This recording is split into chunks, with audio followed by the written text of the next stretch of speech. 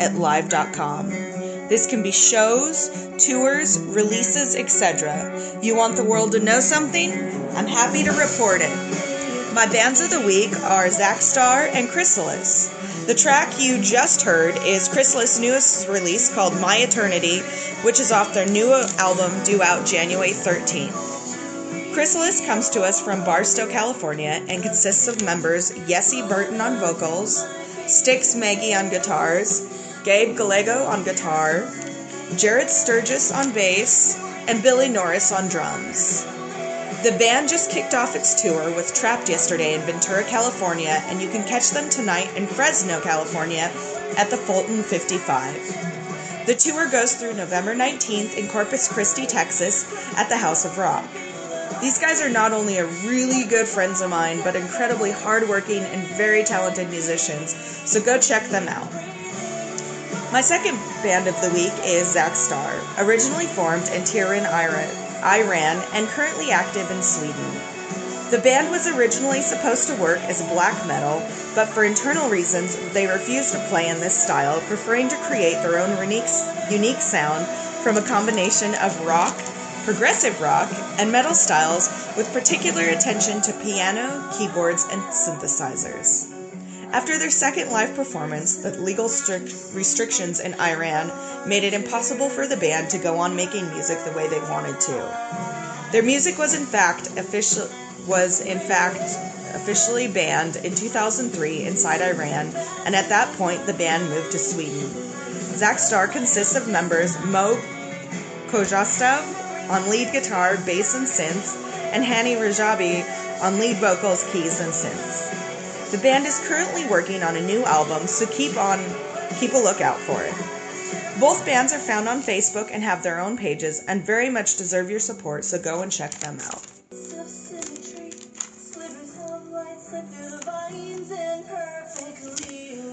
This Friday, Aerosmith members Steven Tyler and Joe Perry had a chance encounter with President Barack Obama after the band returned home from their South American tour.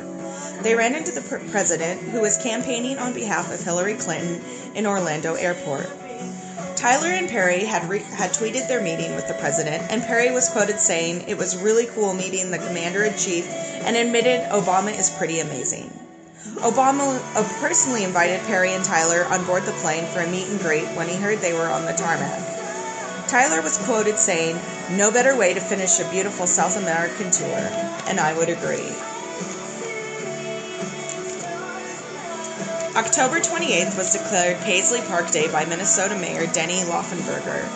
This was in honor of Princess Paisley Park Complex turned museum that officially reopened that day. The museum is expected to attract 600,000 tourists annually. Prince is noted to have first broken ground on his Paisley Park property in 1987. AFI announced their long-awaited 10th LP, the Blood album, due to be released January 20th, 2017 via their new label Concord Records, and released 2 new tracks from their album, White Offerings and Snowcats. Both tracks are available as instant downloads by pre-ordering the new album via iTunes or Amazon. Avenged Sevenfold dropped their new album, The Stage, October 28th. The album includes 11 tracks, and their final song of the album, Exist, which is 16 minutes long, folks, and features astrophysicist Neil deGrasse Tyson, who delivers spoken words. He wrote just for the album. Also on October 28th, Slipknot member Sean Crahan was forced to return home for the loss of his father-in-law. The band played a show in Brisbane, Australia, and Crahan was noticeably missing, and the percussionist's mask and flowers were left resting over his drums in honor of his late father-in-law. We here at the Jay Stone Show send our love and wishes to the family and friends and mourn with you for your loss, Sean. Disturbed just launched a virtual reality experience for their cover of Simon & Garfunkel's The Sound of Silence. Through website Little Star, you can experience 360 digital world of the classic. It's also worth noting The Sound of Silence covers has gone platinum in the US and has over 125 million YouTube views. Congratulations, guys, on going platinum on a cover. It's no small feat. Devour the Day released their new single, The Bottom, and Lucid Fly, a badass female-fronted band out of Los Angeles, California, released their single, Visions of Grandeur, off their new album due out November 11th. A few more releases due out November 4th are one of my favorite bands, Nightwish DVD, Vehicle of Spirit, Dark Tranquility Atama, Sirenia, Dim Days of Dolor, In Flames, Battles, Seasons After, Manifesto, Deathspell Omega, The Synarchy of Molten Bone, wow, Asteroid Ill, Animals as Leaders, Madness of May. There's only 2 festivals going on this week, and we have the Sound on Sound Festival, November 4th through 6th in McDade, Texas, featuring Courtney Bartnett, Run the Jewels, Young Thug, Beach House, and many more. The Brooklyn Electronic Music Festival in New York, November 4th through 12th, featuring bands like Amtrak, Function, Ben Sims, Infinity Inc., and more. The Veer Union kicks off their acoustic tour with Smile Empty Soul November 4th at Studio 7 in Seattle, Washington, and goes through December 17th in Great Falls, Montana. You can catch them November 5th with my band Heart of Ale in Spokane at the Palomino, so come say hello. And that's my show for the day. I'll catch you guys next week. Have a great night. This is Alicia signing off, and enjoy the sounds of Zagstar Rebel.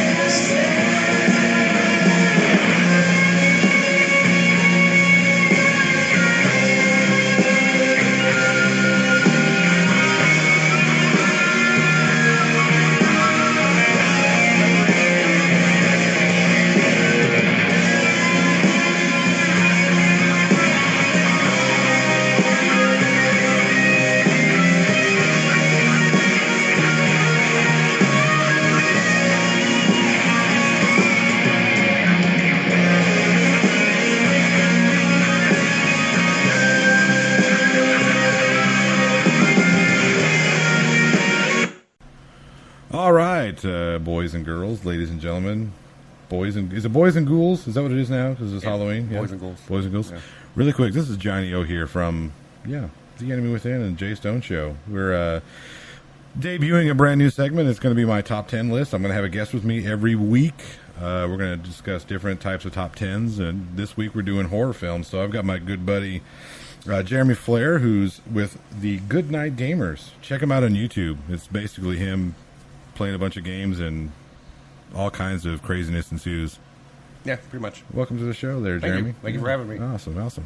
So, I called you up last night and said, let's do a top 10 horror film list because it's Halloween. Yeah, So, you did. When you're hearing this, you should watch these films. In order. Are we going to do it in order? Fuck. No, they should watch them in order. They should watch them in order? Okay. Yeah, Well, only my order. Your order? Because my order is not very good because I don't really have an order. I just have 10. Well, that's not a top 10 now, is it? It is a top 10. No, it's like, hey, these are in 10. Well, yeah. No. These are 10 that you should watch that are the top. All right, good for you. Yep. So we're going to start with number 10. What's your number 10 there, Flair? All right. My number 10, you might laugh at me for this one, but I think it's worth mentioning that Blair Witch Project. Okay, I'll give you that. For Blair its Witch, innovativeness it kind of changed. It kind of changed. Yeah, it changed. Wasn't the first found footage film, but no, but it was a game changer. It made people think it really happened. Yeah, I remember that whole craze. Oh my God, the Blair Witch is for real. It's great marketing. It was good marketing, but people are stupid, and I've said that before. Just look at this current election. Oh no! No. Keep that out of it. All right, so I if I were to pick one from my list, I would have to say Saw would be my 10. Number 10, huh? Yeah, number 10, Saw. Why? Well, honestly, because it's probably the only contemporary horror film that's on my list. Well, no, I have two of them on there. You just wanted to see Robin Hood cut off his own leg. I did. That's what that is. Yeah, exactly what it is. No, I liked it because it was an excellent use of blood, guts, and gore without overdoing it. Yeah. For speaking of which, the actual Saw scene where he cuts his leg off, you don't really see him do it. No, it's all in the mind. Great. Yeah, it's all mind terror. That's the best kind of terror for me. Plus, it had a great ending. And it did. And a great theme to that ending. Yeah. I don't like, the 50,000 spin-off movies or sequels. Well, they just kind of went with it. They're just like, what can we do now? Yeah, Let's just make stuff up. Yeah, exactly. It was so stupid. All right, so what's your number 9? All right, as you know, I'm a big zombie fan. No, you're not. So I had to... Okay. So I had to put a zombie film, all right? And it's not what you'd expect. Ended up picking 28 Days Later.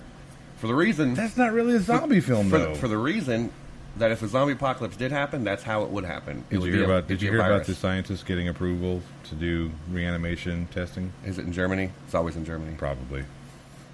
But really? Yeah, the first time I watched that movie, I didn't like it. It took the second time. I started picking up things. Yeah. And I liked it. I liked that it had, what's his name from Braveheart in there?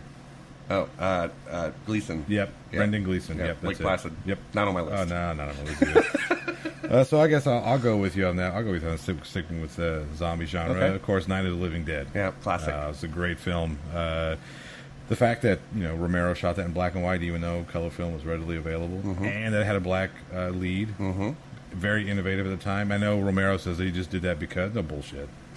That's bullshit. You can't tell me that you're going to be a filmmaker at that time and not think, hey, there's something off about what's going on here. Most filmmakers have hidden agendas. I think so. All of them do. Every it's last fine. one of them. We all do. That's cool. I mean, have your hidden agenda.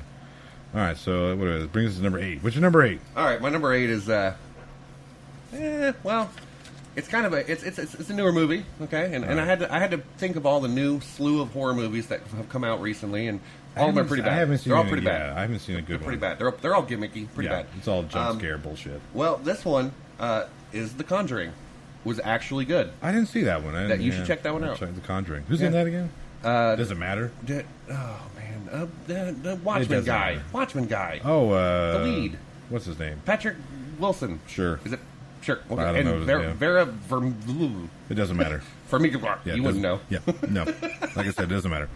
Why The Conjuring? Why? I'm curious. Because it's based on two real people, and it kind of has that real aspect to it, and I think the two leads played those characters pretty well, and they didn't really have a lot of jump scares, which I think a lot of new horror movies have. It's kind so of gimmicky. It kind of annoys me. Very much. So it was just creepy atmosphere, and all that good stuff. Yeah. Well, okay, cool. So we're going to talk about that kind of stuff. I'm going to go number 8, Event Horizon. Psychological. Oh, man. That had a lot of blood, guts, and gore in it, too. But, again, like Saw, it used it effectively. It also had Morpheus and Alan Grant. Exactly. Yeah. What's that about? Alan Grant's a bad guy? Come on. He's such a nice guy. Not really. He saved the kids when he didn't like kids. No, he saved them for his own personal reasons. We all know what those are. He wanted to, he's trying we're not going to talk about that. We're not talking about Jurassic Park. But yeah, no, Event Horizon, man. Have you ever watched like the special features? I have not. You should, because it's got not Paul Walker. I was thinking. R.I.P. Yo. Yeah. Too soon? What is? Yes. No. What the hell is his name? The guy who did Mortal Kombat. The director. I don't know who directed Mortal Kombat. So horrible. He's bad. Because I'm the guy like, boom, that's the director. Boom, that's the actor. I'm the actor guy. You're the director guy. I'm off today. But anyway, they're talking to him about the use of visuals in that and how they designed the Event Horizon after Notre Dame. Did they? Yeah. I didn't know that. Yeah. That's what makes it so creepy, is that old, French Gothic kind of feel to it. Notre Dame. Yeah. Yeah, exactly. Yeah. Event Horizon, if you haven't seen it, that's a good one. Yeah, I'll give you that one. That's a good one. I don't see. I thought about putting a psychological on my list. I You didn't. should. I didn't do it. I will say though. I will say that the closest I